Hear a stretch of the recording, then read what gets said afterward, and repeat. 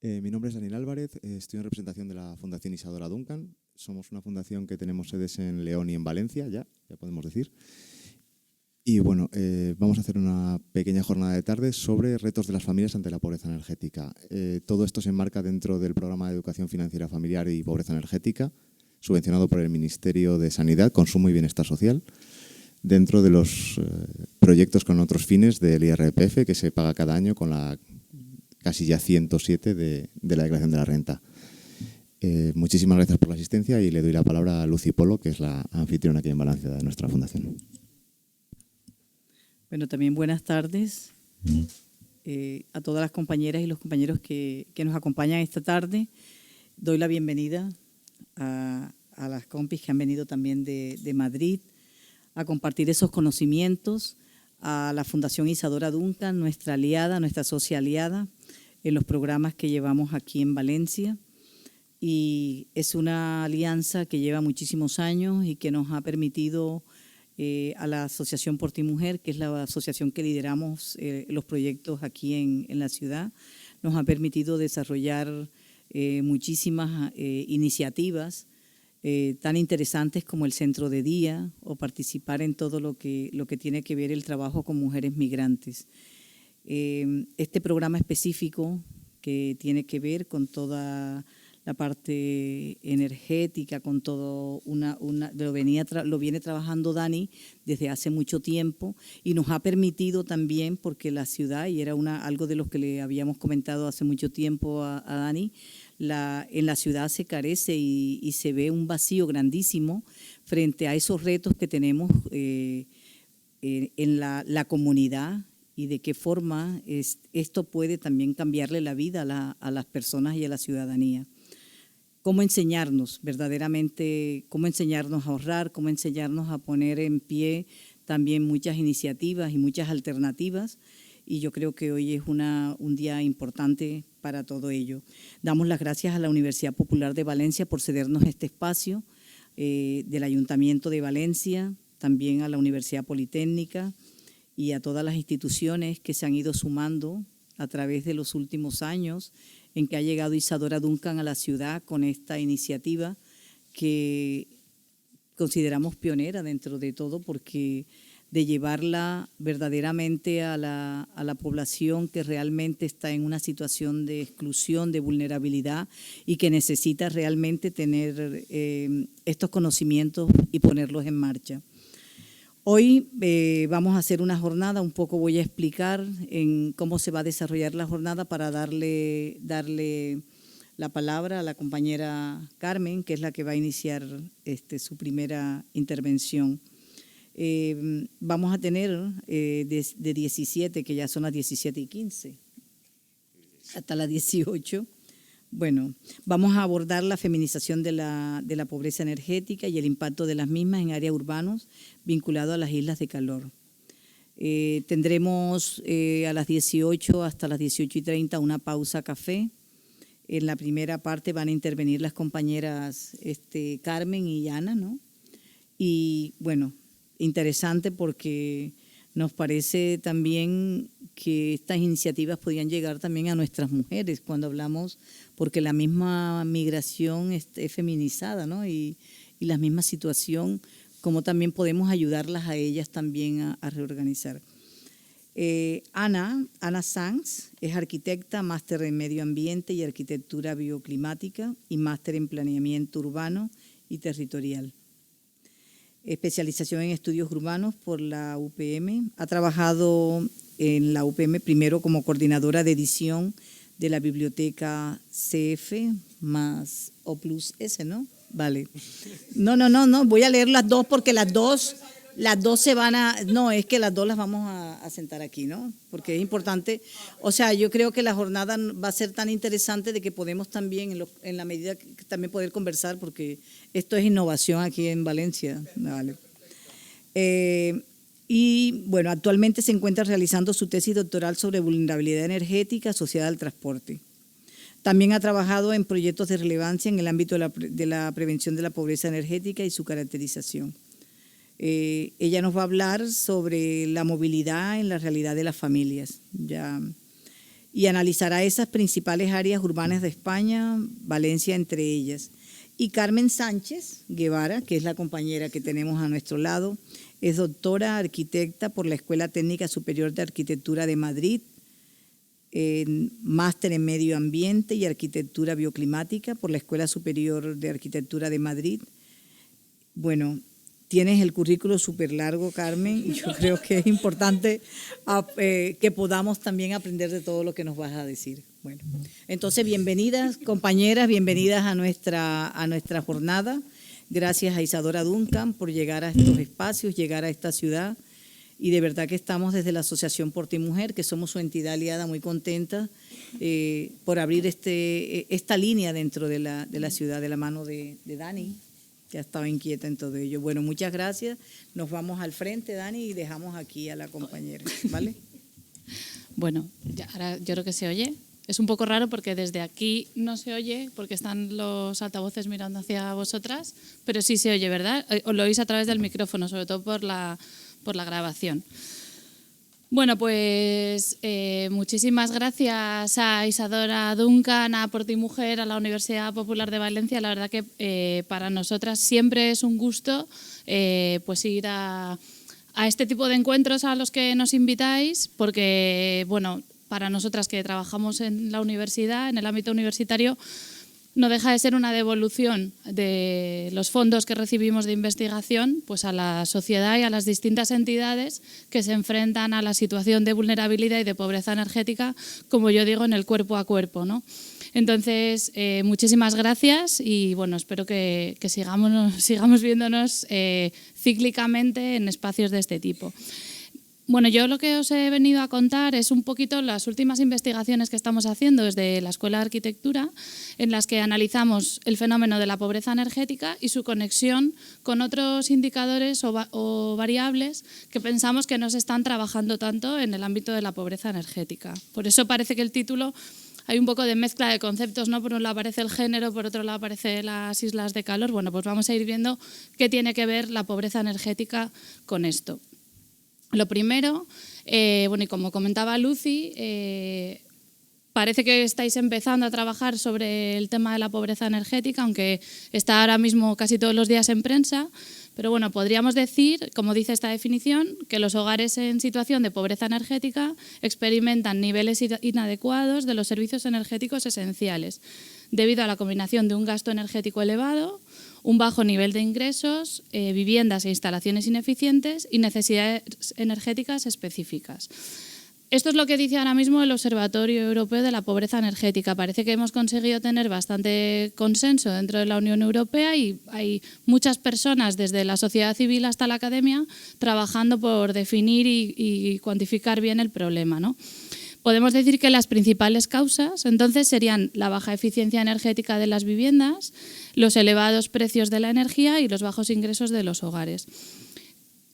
No puedo empezar esta pequeña intervención sin hacer referencia a la estrategia española de lucha contra la pobreza energética, que algunas sabréis que salió publicado a principios de este año, bueno, más bien en primavera, donde sorprendentemente recogen una definición que, por tanto, es la que ahora mismo el Estado español entiende que es la definición de pobreza energética, que dice que la pobreza energética es la situación en la que se encuentra un hogar en el que no pueden ser satisfechas las necesidades básicas de suministros de energía, como consecuencia de un nivel de ingresos insuficiente y que, en su caso, puede verse agravada por disponer de una vivienda ineficiente en energía. No sé a vosotras, pero a mí me falta una de las causas, que es los precios de la energía. Lo que pasa es que la realidad es que en este país Iberdrola lleva demasiados años redactando reales decretos y parece que los seguimos heredando en este nuevo Ministerio de la Transición Ecológica, ¿no? Entonces, bueno, esto es importante porque si los precios de la energía no son un problema, no iremos también a trabajar con ese problema. Bueno, pues uno de los temas que estamos trabajando es qué pasa con la pobreza energética en verano, que hasta ahora tradicionalmente se ha entendido, o se ha trabajado la pobreza energética en condiciones de invierno, en aquellas familias que no pueden pagar la calefacción. Pues esto se debe porque fundamentalmente quienes empezaron a trabajar este concepto eran investigadoras del norte de Europa, donde los principales problemas de las familias era poder hacer frente a los pagos de la calefacción. Lo que pasa es que en el contexto actual de cambio climático, de crisis climática, ¿no?, que también nos suena, algo sabemos, especialmente en los países del sur de Europa, pues vamos a tener problemas muy serios en verano. Ya sabemos que la gente muere por las olas de calor, ¿no?, durante los periodos extremos. Bueno, pues empezamos a plantearnos desde la universidad que también las personas más vulnerables pues podrían tener problemas durante el periodo de verano, no solo para hacer frente a los pagos de calefacción, sino también a los de refrigeración. Aquí este gráfico que os traigo es de la encuesta de Eurostat, que es como el Instituto de Estadística Europeo, donde únicamente un año preguntaron a las familias si eran capaces o si estaban en confort térmico en verano en sus viviendas, además de si podían calefactar la vivienda a una temperatura adecuada. El dato que os señalo es el de España. Si os dais cuenta, un 8% de los hogares españoles, más o menos, un 8%, dijo que no podía mantener la vivienda a una temperatura adecuada en invierno, pero es que un 26% dijo que no estaba en condiciones de bienestar en verano. Yo creo que por eso no lo volvieron a preguntar. No fuera a ser que la estadística se volviera en contra de ellos, ¿no? Bueno, y ya hay distintas voces en Europa, como por ejemplo la Agencia Internacional de la Energía, ¿no?, que no es susceptible de ser especialmente crítica con otras cosas. Bueno, pues sí que están diciendo que realmente tenemos un problema de demanda de refrigeración, de altas temperaturas, de sobrecalentamiento en edificios y que no estamos atendiéndolo como deberíamos, ¿no? Bueno, sabemos que las proyecciones de cambio climático apuntan para la península ibérica a un incremento en las olas de calor, tanto en número de olas de calor y en la duración de esas olas de calor. Y luego, además, en las ciudades tenemos un efecto que se llama el efecto de isla de calor, que no sé si alguien habrá oído hablar de este efecto, pero bueno, es un efecto que se produce en el centro de las ciudades por los materiales que tenemos en las ciudades, por las calefacciones, también el uso de los coches y demás, por el cual se produce un incremento de temperaturas en el centro con respecto a la periferia, ¿no? En Madrid, en concreto, que hemos evaluado la isla de calor de la ciudad, pues hemos obtenido en puntos críticos de las noches de verano hasta 8 grados de diferencia entre el centro y la periferia, ¿no? Con lo cual, claro, yo cuando recogíamos estos datos decía, estamos aquí alarmadísimas por el cambio climático y ya en Madrid, en el centro, tenemos un cambio climático brutal, si lo pudiéramos llamar así, porque tenemos 8 grados de diferencia de temperatura. Aquí en Valencia las temperaturas son un poquito más suaves, pero seguro que también nos pasa esas noches de verano súper cálidas, que la única estrategia que tenemos si no tenemos un aire acondicionado es abrir la ventana, y cuando abrimos la ventana no sabemos si es mejor cerrarla, ¿no? Por lo menos en Madrid nos pasa eso, que tenemos unas temperaturas tan fuertes durante las noches de verano. Bueno, pues con todo esto, además sabemos que, claro, este incremento de temperaturas produce un incremento en el consumo de refrigeración. Nosotros en Madrid los últimos veranos ha habido cortes eléctricos, se caían las estaciones eléctricas porque no daban abasto con la demanda de refrigeración, ¿no? Que eso tiene un impacto en un incremento de emisiones y unas consecuencias directas sobre el clima. Pero es que además también tiene un impacto sobre la morbilidad, ¿no? Las enfermedades y la mortalidad de las personas. Y además sabemos que hay unas personas que son más vulnerables a estas altas temperaturas. Hay una parte que son vulnerables por su propia fisiología, como son los ancianos, ¿no? A partir de 65 años son más vulnerables a las temperaturas extremas, las personas enfermas crónicas y además las personas con rentas más bajas. La población más vulnerable pues tendrá siempre menos capacidad primero para vivir en una vivienda eficiente y además para tener un sistema de aire acondicionado y para poder pagar esa factura que mucha gente también experimenta un disparo importante en la factura en verano por el aire acondicionado, ¿no? Bueno, pues la pregunta que nos hicimos fue si en la ciudad de Madrid había algún tipo de conexión espacial entre los barrios donde se concentraba la población más vulnerable y los barrios donde además se registraban las temperaturas más altas. Y bueno, siempre de cara, nosotras, bueno, Agustín Hernández Aja, un catedrático de nuestra escuela, siempre hace una reflexión sobre cómo analizamos las ciudades, que a mí me parece muy interesante. Eso es mío, así que no pasa nada si lo quiere mover. Sí, por eso, que lo puede mover a otro sitio. Siempre dice que analizamos la realidad no como entomólogos, ¿no?, que analizan cómo son los bichitos sin intervenir, o como apicultores que quieren saberlo todo sobre las abejas para poder interferir, ¿no?, en su comportamiento. Bueno, pues siempre que analizamos la ciudad, nuestra idea es, bueno, a mí me interesa aflorar un problema, pero siempre para poder plantear soluciones desde la escala urbana, desde la regeneración urbana, la rehabilitación de viviendas, porque nosotras somos arquitectas. Entonces, al final es nuestra manera de mirar a esa realidad, ¿no? Bueno, pues analizamos la ciudad de Madrid para evaluar ese presunto riesgo de la población frente a la pobreza energética de verano, dividida en dos grandes paquetes o en dos grandes factores que combinados provocarían ese mayor riesgo. Por un lado, la exposición de la población a las altas temperaturas, es decir, a ese gradiente de isla de calor, y además la eficiencia energética de sus viviendas, es decir, cuanto menos eficiente sea la vivienda y vivas en un barrio con mayores temperaturas, mayor va a ser esa exposición.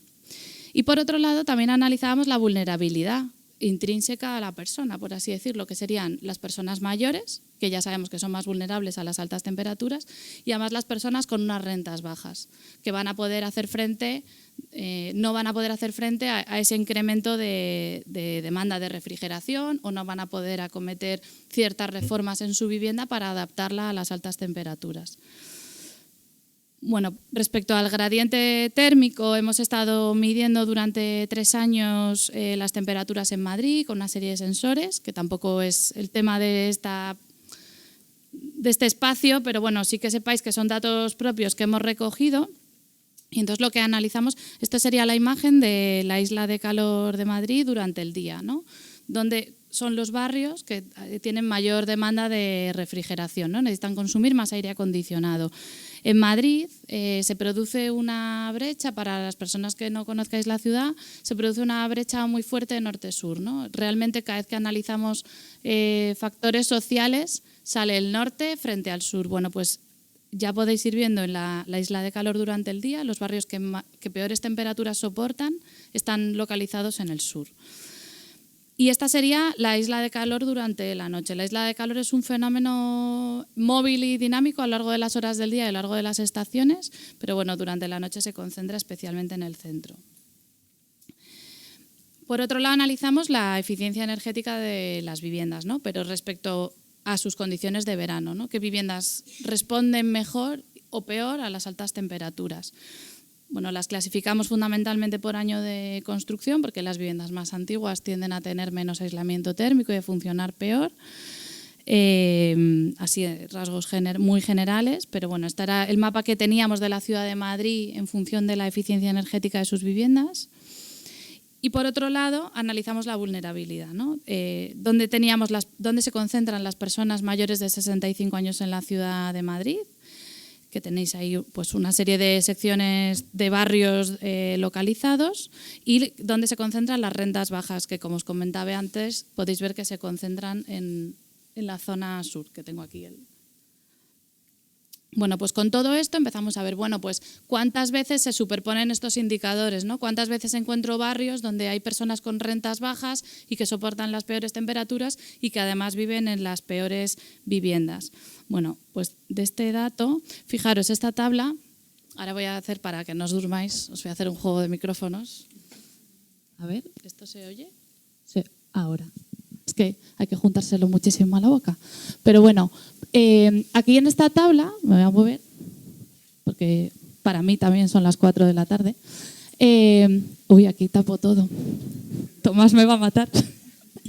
Bueno, podéis ver la exposición general de la población y la exposición general de la población con rentas bajas. Si os dais cuenta, la población con renta baja, en todos los casos, está en una situación peor, porque viven en las viviendas peor acondicionadas, viven en las zonas más cálidas de la ciudad, tanto por el día como por la noche. O sea que la hipótesis de la que partíamos, que era que las personas Ahora ya estoy aquí. Que las personas con menor renta vivían en las zonas peor acondicionadas de la ciudad era cierta.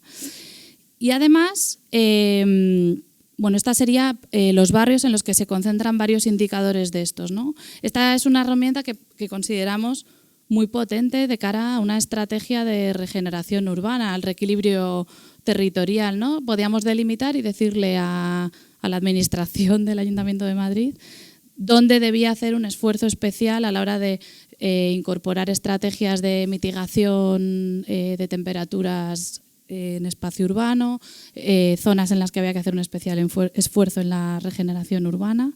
Y bueno, también analizamos dónde se concentraban estas personas mayores y áreas con mayores temperaturas y menor eficiencia energética de viviendas. Si os dais cuenta, se localizan en sitios diferentes de la ciudad, ¿no? Las personas mayores de las personas con rentas bajas.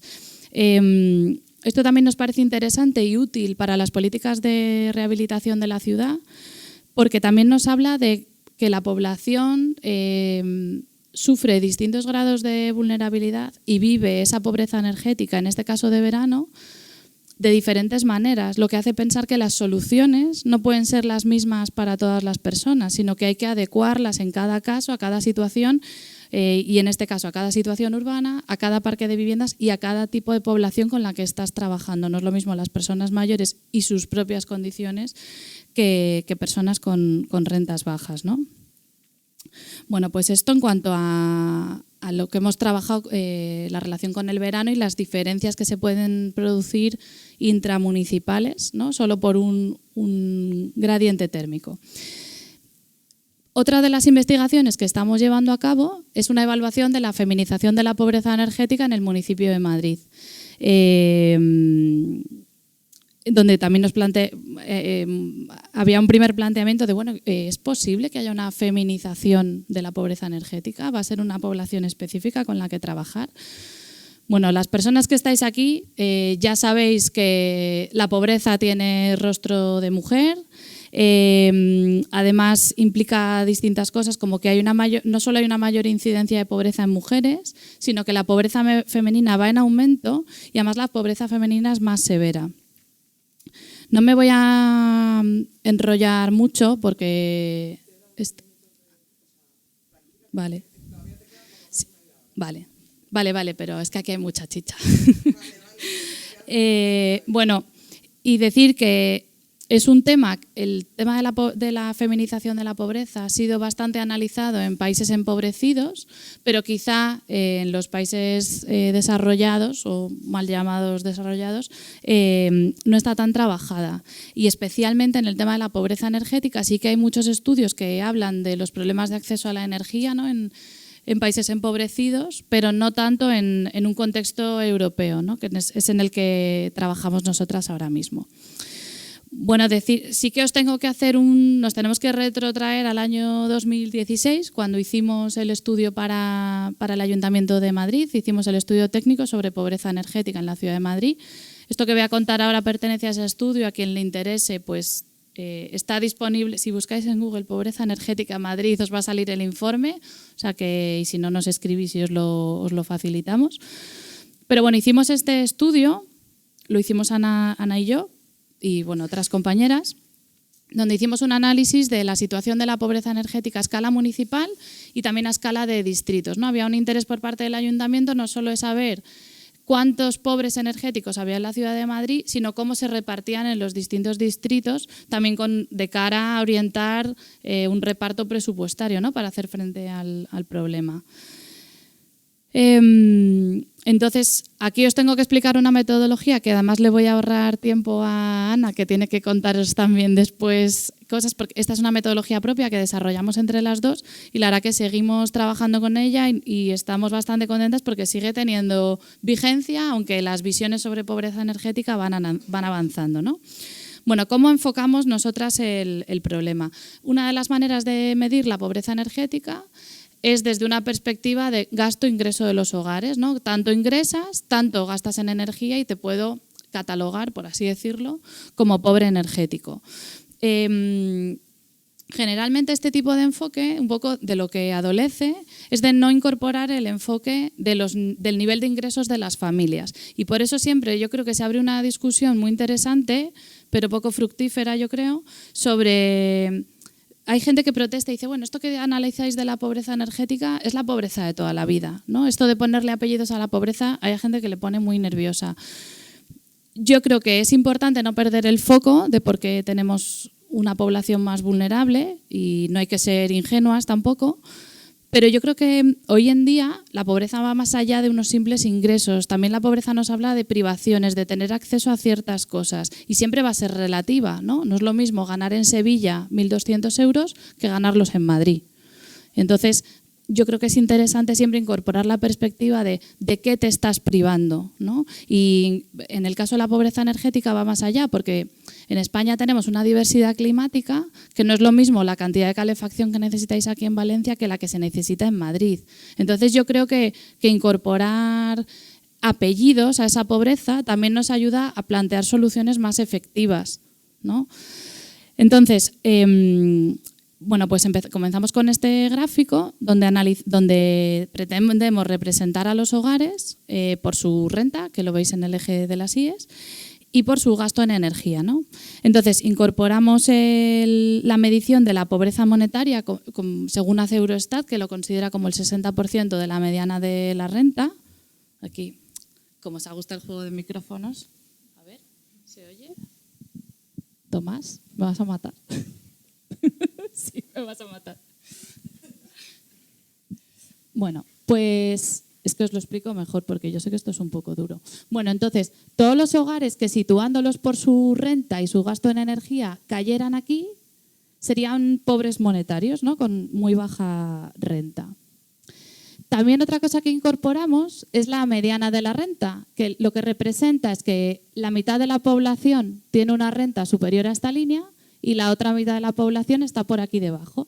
Y entonces también nos parecía interesante decir que, bueno, quienes estén por aquí, vale que no son pobres monetarios, pero ganan menos que la mitad de la población, con la cual, bueno, ojo, porque una situación de disminución de su renta les desplazaría en el gráfico hacia este rectángulo, ¿no? Luego también incorporamos la línea de pobreza energética, que bueno, por distintos motivos para este estudio, porque se estaba utilizando así tradicionalmente, utilizamos el 10% de la renta. Es decir, aquellos hogares que gastan más de un 10% de su renta en energía, los podríamos considerar pobres energéticos. Por eso, los hogares que caen dentro de este triángulo serían pobres energéticos. Y luego, de la misma manera que hacíamos con la mediana de considerar hogares donde, no siendo pobres, una disminución de su renta les podría llevar a esa situación porque estaban entre la mediana y la línea de la pobreza, incorporamos lo que llamamos vulnerabilidad energética, que son hogares que gastan entre un 5 y un 10% de su renta en energía, ¿no? Bueno, pues con todo este lío establecimos una serie de grupos, ¿no? Esto es importante, aunque un poco complicado para ser las 4. Tenemos un grupo 1 que gasta más de un 10% de su renta en energía y son pobres monetarios. Podríamos decir a priori que es el grupo que peor está de todo el gráfico, ¿no? Le ha tocado todo, la pobreza monetaria y la pobreza energética.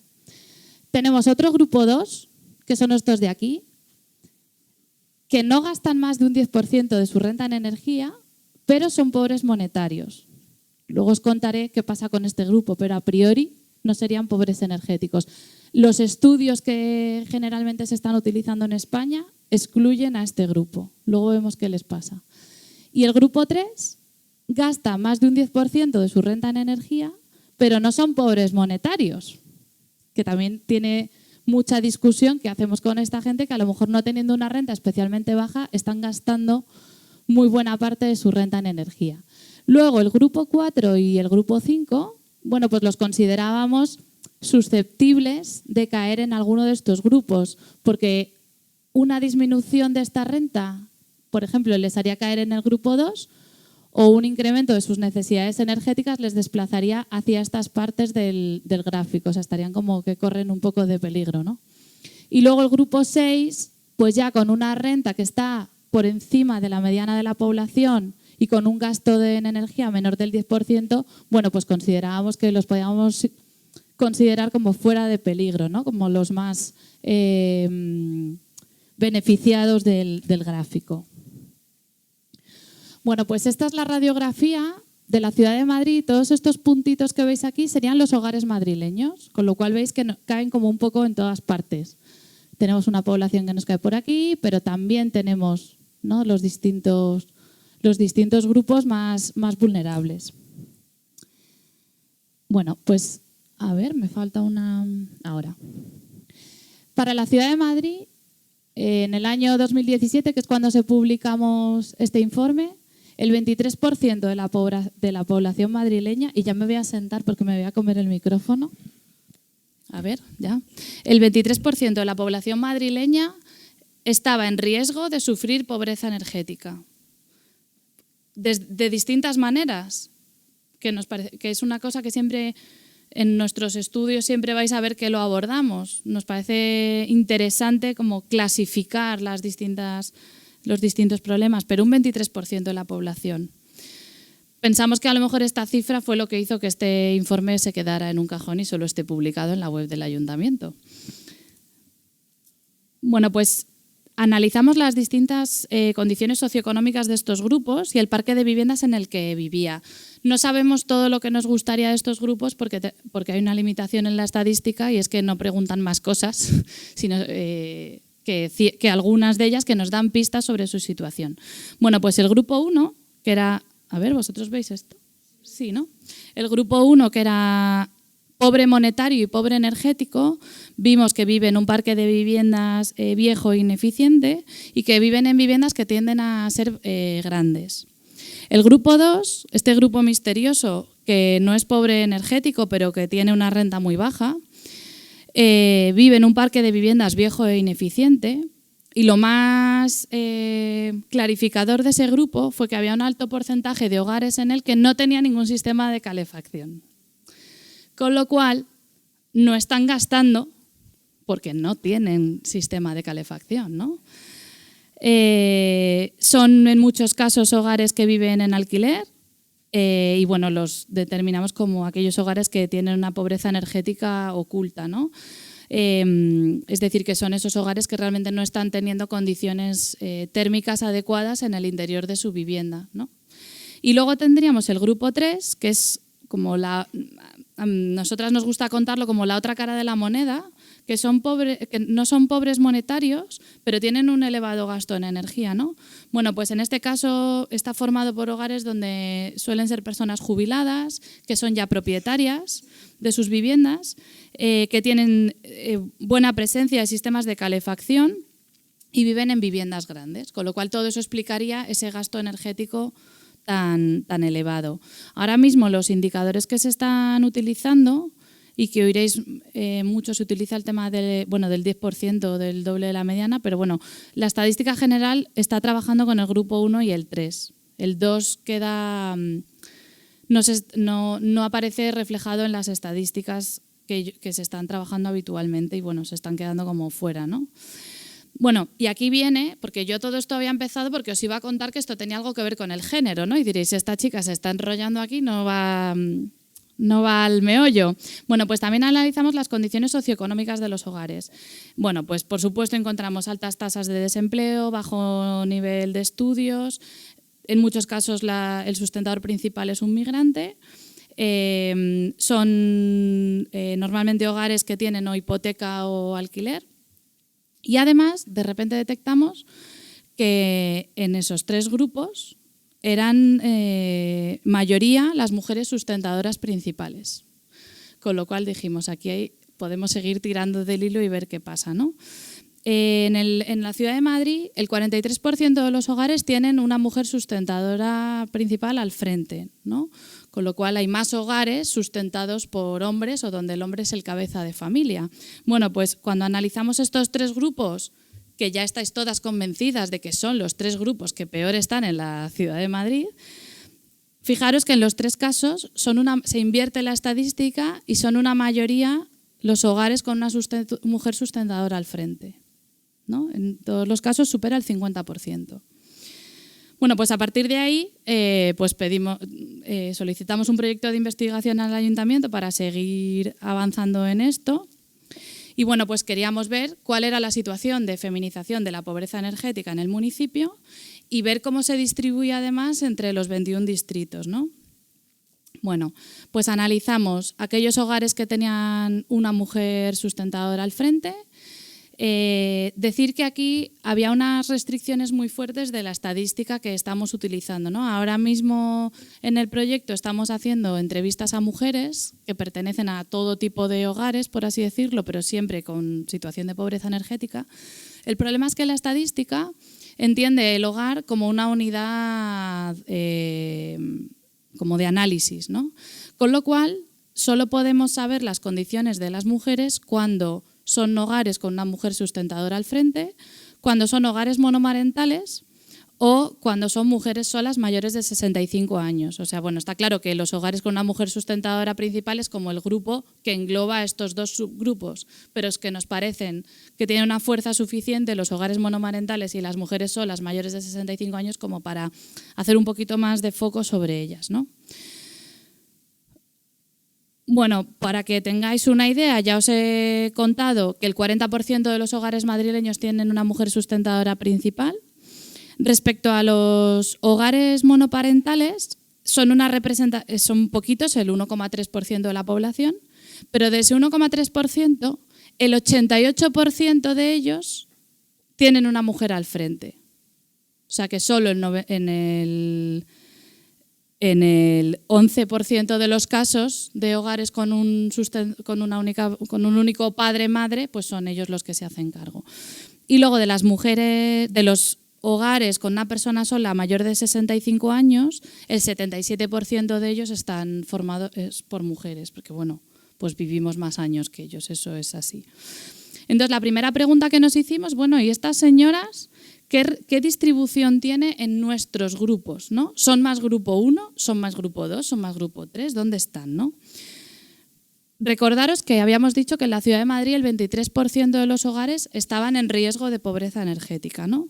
Bueno, pues al poner el foco en estos hogares, cuando la mujer es sustentadora principal, este porcentaje se eleva al 28%.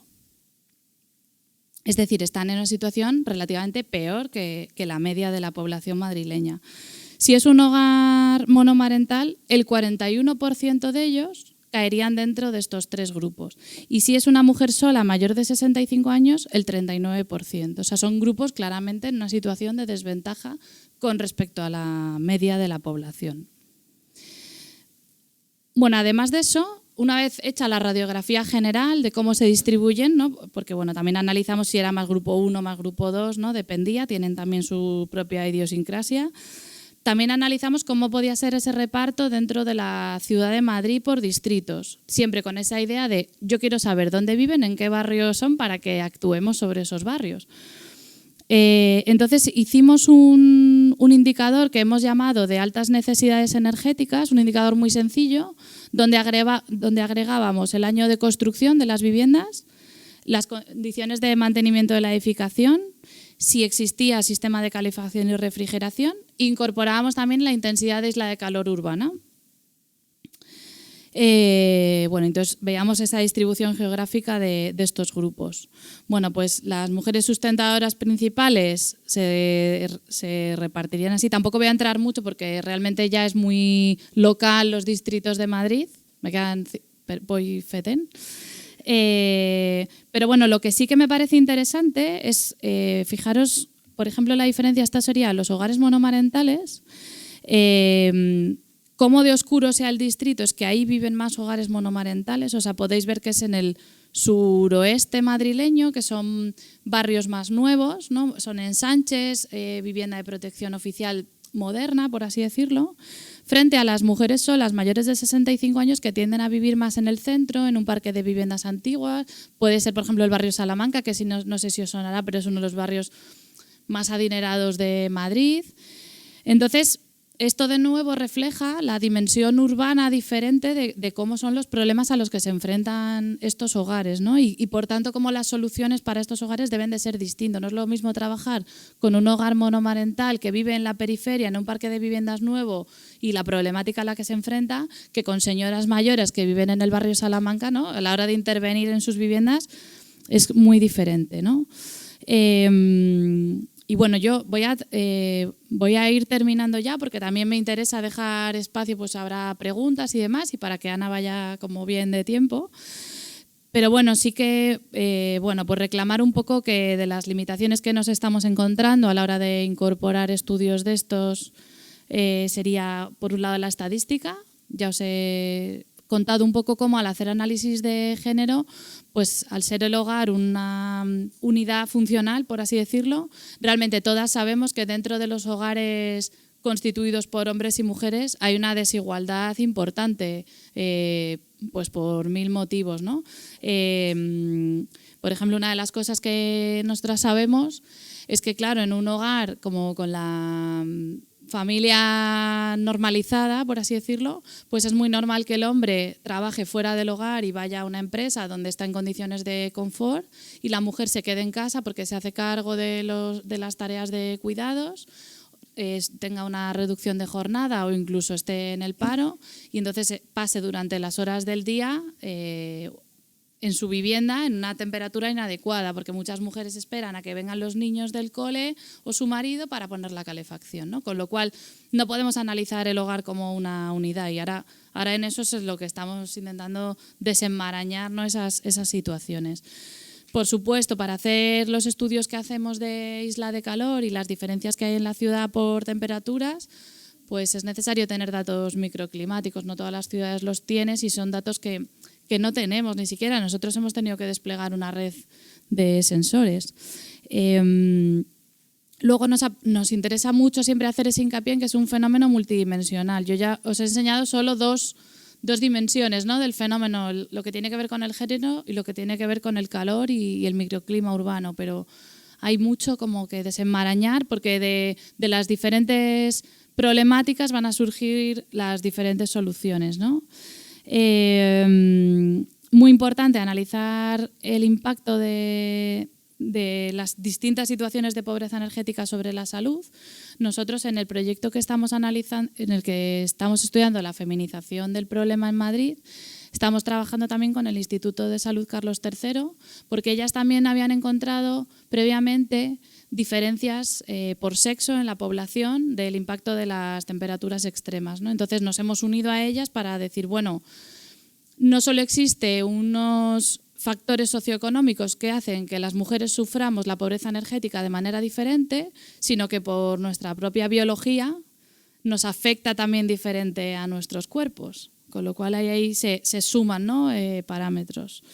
Y luego lo importante que es, que hasta ahora no se está recogiendo, el incorporar la visión integrada de género en las políticas encaminadas a luchar contra la pobreza energética. Ahora mismo lo único que podríamos decir que está incorporado es que en el bono social, que me corrija Daniel, si eres mujer que sufre violencia de género catalogada como tal, puedes acceder al bono social, pero sería como la única incorporación de una perspectiva de género en el problema.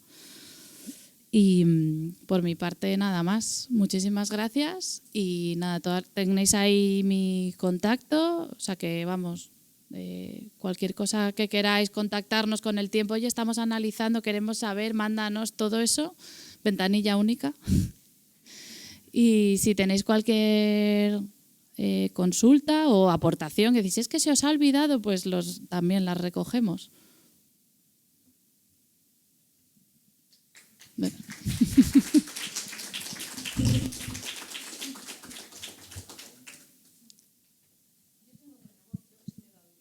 Es por la grabación.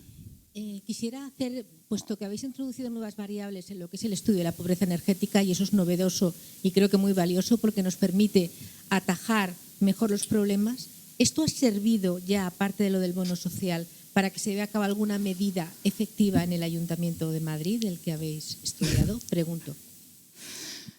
Bueno, pues así sin paliativos. Esto es una convocatoria de investigación que sale el año 2008, donde el Ayuntamiento de Madrid lo llevaba Más Madrid y realmente ¿Me oyes? 2018. He dicho 2008. Perdón. En 2018 salen unos pliegos de investigación. Entre los objetivos de los proyectos que iban a financiar era luchar contra el patriarcado, igualdad de género, o sea, impresionantes los pliegos. Ahora en el ayuntamiento tenemos un ayuntamiento que pacta con los concejales, que habla de ideología de género, que la violencia de género no es tal, que es intrafamiliar. Entonces, las posibilidades de que este estudio sea recogido por el ayuntamiento, pues yo las veo un poquito crudas. Pero es verdad que desde los distintos... al final, los funcionarios que trabajan en el ayuntamiento y que son perennes, pues conocen la realidad y todos los departamentos con los que vamos hablando les interesan mucho los resultados. De hecho, con Madrid Salud, que sería quienes llevan el área de salud, pues estamos trabajando, no sé cuánto llegará, ¿no?, a cuajar, pero sí que hay un interés por saber esto que estamos recogiendo. De hecho, la empresa municipal de la vivienda ha sido una de las que está participando para ponernos en contacto con hogares para hacer estas entrevistas. Entonces, de manera muy directa no lo sé, pero sí que creo que vamos a aflorar un problema que, de hecho, las trabajadoras sociales también con las que hemos hablado dicen, si esto es problema lo llevamos viendo mucho, pero no hay nadie que le esté poniendo números. Entonces yo creo que lo primero es poner números y ser optimista, ¿no? ¿Así alguien que lo recoja ahora mismo? Pues no sé, pero sí, o sea, nosotros, por ejemplo, Provivienda, que es una entidad que trabaja con problemas de vivienda, trabaja con muchísimas mujeres y parte de estas mujeres son las que están participando en estas entrevistas y los resultados del estudio se devolverán a las entidades sociales para que también puedan afinar más en su trabajo. También en Madrid hay una asociación de madres solteras y también, sobre todo, ellas necesitan, o por ejemplo, también tenemos contacto con personas de la PA, de la Plataforma de Afectados por la Hipoteca, que además coincidí con una el otro día en una charla en otra universidad y decía, es que estos informes que hacéis desde la universidad es que nosotras no lo podemos hacer, pero nos vienen fenomenal para poder utilizarlos y decir que aquí unas que son unas listas dicen que el 23%. Y entonces, pues bueno, siempre estos estudios acaban un poco filtrando, ¿no?, datos que confiamos en que vayan siendo útiles. O sea que bueno, yo creo que también con Daniel tenemos mucho trato y nos vamos contrastando cosas, ¿no? Con Isadora Duncan, que trabajan con mujeres, o sea que intentamos que cale. ¿Tú tienes dudas? Yo te voy a decir que a lo mejor es interesante que des unas pinceladas sobre el UIA, de cómo sí que puede ser una implementación y una puesta en funcionamiento de medidas directas contra... Sí, pues mira, y al hilo de eso, ahora vamos a empezar un proyecto, por ejemplo, con el Ayuntamiento de Getafe, donde se van a establecer perfiles de hogares para poder, como decimos nosotras, como tipificarlos bien para detectar bien sus necesidades y detectar bien sus soluciones. Entonces se va a hacer todo un análisis de la población de Getafe y irá vinculado a detección o redacción como de soluciones, ¿no? Y además el proyecto va a llevarlas a cabo. Entonces se van a hacer soluciones, desde soluciones más sencillas de talleres con hogares para ver cómo reducir la factura y cómo utilizar la vivienda mejor. Se van a hacer también intervenciones en viviendas por el interior, ¿no? Aquellos que no se puedan rehabilitar, pues intervenciones por el interior, de más sencillas a pues poner un pladur con un aislamiento por el interior o cambiar ventanas. Y también se va a hacer rehabilitación energética de edificios, es decir, se va a trabajar como todas las escalas en las que se les puede ayudar a las familias en situación de pobreza energética. Y luego también hace 2 años, yo creo, hicimos para Naturgy nos pidieron un informe sobre soluciones de bajo coste para hogares vulnerables. Sacamos un catálogo, yo creo que tiene 79 soluciones para hogares vulnerables en función de si son en alquiler y no van a poder hacer ninguna obra en la vivienda o si pueden hacer alguna pequeña reforma y demás. O sea que al final va teniendo, ¿no?, todo este análisis y todo este aflorar problemas va teniendo su transposición.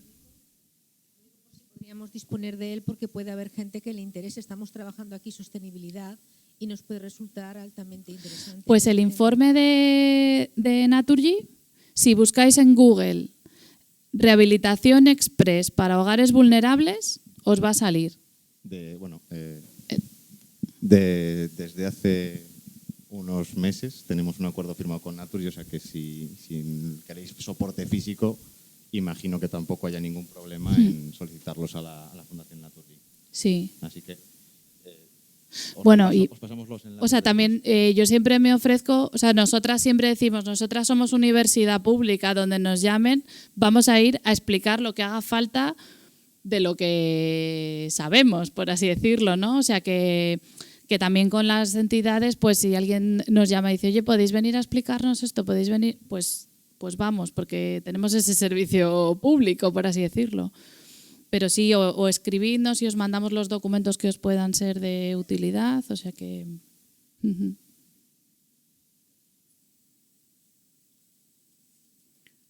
Vale, pues nada más.